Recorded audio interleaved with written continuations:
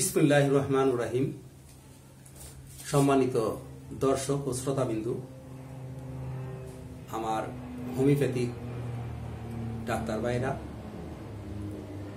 আমার হোমিওপ্যাথিক কলেজের ছাত্রছাত্রী ভাই ও বোনেরা, সবার প্রতি শ্রেণীর মতো সালাম ও আন্তরিক ভালোবাসা দিয়ে শুরু করতে যাচ্ছি আমার সংক্ষিপ্ত আলোচনা। আমার আজকের আলোচনায় থাকবে ভিটামিন সি। ভিটামিন সি নিয়ে আলোচনা করব।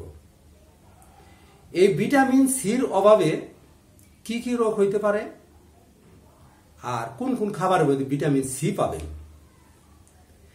ভিটামিন সি এই জাতীয় খাদ্যের অভাবে স্কারবি রোগ হয়, তারপরে রোগ প্রতিরোধের ক্ষমতা কমে যায়, আর হাড্ডি দাঁত নষ্ট হয়ে যায়।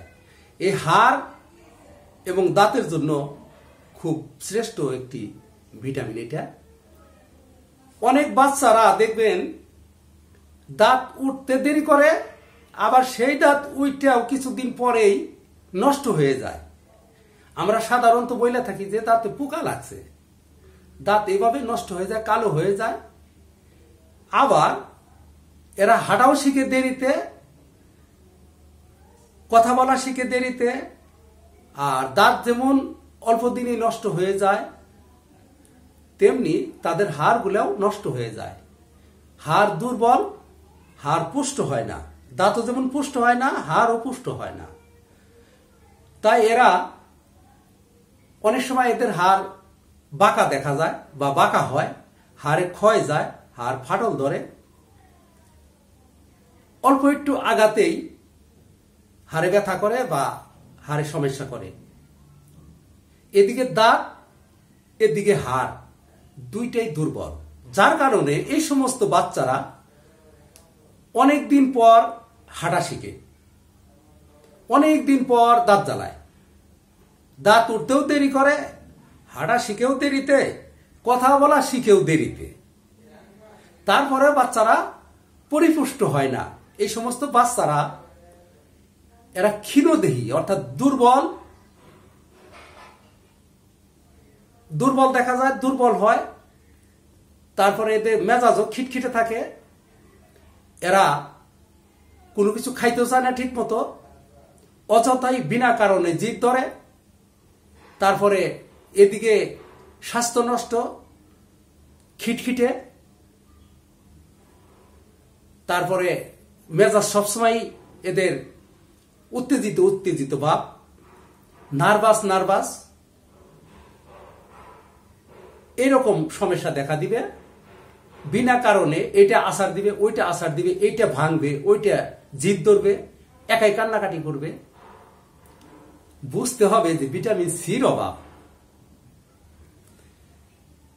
এখন এই ভিটামিন সি একটি মূল্যবান একটি ভিটামিন। এই ভিটামিন সি কোন কোন খাদ্যে পাবেন? ভিটামিন সি যে সমস্ত খাদ্যে পাবেন সেটা হচ্ছে সকল প্রকার লেবু, যে ধরনের লেবুই হোক, কমলা লেবু, বাতাবি লেবু, যে কোনো লেবুর মধ্যে ভিটামিন সি আছে।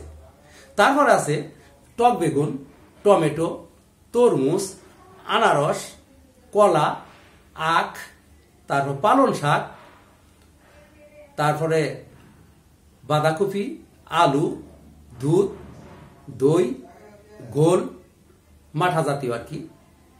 তারপরে আপেল, শসা, মুগ, জব বলতে পায়রাকে বোঝানো হয়েছে, গমের মতোই গাছ, দানাও গমের মতোই প্রায়। জব আমরা বলে থাকি পায়রা। একসময় এই পায়রা ছাতু খাইতো মানুষ অভাবে পড়ে, এখন তো সেই পায়রা দেখাও যায় না।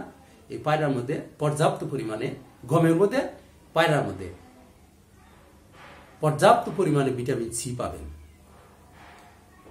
তবে কি এই গমের আটা সাধারণত আমরা ছাঁকনি দিয়ে উপরে সুজি ফেলে দেই, মিহি ময়দা, এগুলো আমরা খেয়ে থাকি সাধারণত। কিন্তু আসলে ওই খোসা সহ ওই উপরের আবরণ না ফেলিয়ে যদি খাওয়া যায় তাহলে ভিটামিন বি পাবেন।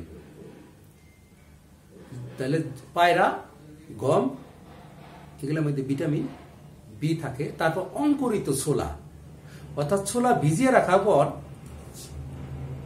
একটু বেশি দিন পানিতে ভিজিয়ে রাখার পর একটু ছোট ছোট গাছের মতো হয়, আমরা গ্রাম্য ভাষায় বলে থাকি ছোলা গেরা হয়েছে। এই যে ছোলা ছোট ছোট গাছের মতো হয় অঙ্কুরিত, এই অঙ্কুরিত ছোলাগুলা খুবই উপকার, এমনকি পর্যাপ্ত পরিমাণে ভিটামিন সি থাকে। এখন এই ভিটামিন সি একটি মূল্যবান ভিটামিন। এই ভিটামিন সি জলে দ্রবণীয়, তাই রান্না করার সময় তরি তরকারি অনেক সময় সিদ্ধ করে পানি ফেলে দেয়। এই পানি ফেলে দেওয়া ঠিক হবে না। ভিটামিন বিও জলে দ্রবণীয়। ভিটামিন বি ওই জলে সিদ্ধ করে পানি ফেলে দিলে যেমন ভিটামিন বি ঘাটতি হয়ে যায়, নষ্ট হয়ে যায়, এই ভিটামিন সিও তাই।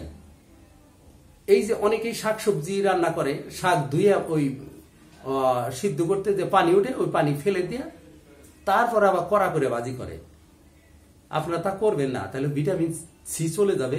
আবার অনেকেই সময় তরকারি রান্না করার সময় দেখা যায় যে তরকারি আগে একটু সিদ্ধ করে তারপরে আবার রান্না করে, সিদ্ধ করে ওই পানিটা ফেলে দিয়ে রান্না করে। যেমন মাটির নিচের আলু আছে, তারপরেও কাঁচা পেঁপে রান্না করার সময়, তার মূলা, এই সমস্ত জিনিস, আরো কিছু জিনিস আছে ওই সিদ্ধ করে পানি ফেলে দিয়ে তারপর রান্না করে। মহিলারা বলে যে একটু ভাপ দিলাম, এই যে সিদ্ধ করে পানি ফেলে দিলে পরে ভিটামিন সি চলে যাবে। এভাবে যদি সিদ্ধ করে যদি পানি ফেলে দেওয়া হয় ভিটামিন বিও চলে যাবে, ভিটামিন সিও চলে যাবে, কারণ ভিটামিন বি এবং ভিটামিন সি হচ্ছে জলে দ্রবণীয়। তাই আপনারা রান্না করার সময় আপনারা তরকারি এরকম সিদ্ধ করে পানি ফেলে দিবেন না। তরকারি, শাক, সবজি কোনোটাই সিদ্ধ করা পানি ফেলবেন না, তাহলে ভিটামিন সি চলে যাবে। এখন এই ভিটামিন সি এটা মূল্যবান একটি ভিটামিন। এই ভিটামিন, যতগুলো ভিটামিন আছে সবগুলো ভিটামিনের প্রতি আপনারা সতর্ক থাকবেন। ভিটামিন, সব ধরনের ভিটামিনই পরিপূর্ণ রাখবেন, তাহলে রোগ প্রতিরোধের ক্ষমতাও কমে যাবে, আপনারা সুস্থ সুন্দর থাকতে পারবেন। এক একটা ভিটামিনের অভাবে এক এক ধরনের সমস্যা দেখা দিবে। যাই হোক, আমার আলোচনা যদি আপনাদের ভালো লাগে লাইক কমেন্ট করে পাশে থাকবেন, আমাকে পাশে রাখবেন, আমাকে উৎসাহিত করবেন। সবাই ভালো, সুন্দর, সুস্থ থাকুন। আমার জন্য সবাই দোয়া করবেন। আসসালামু আলাইকুম।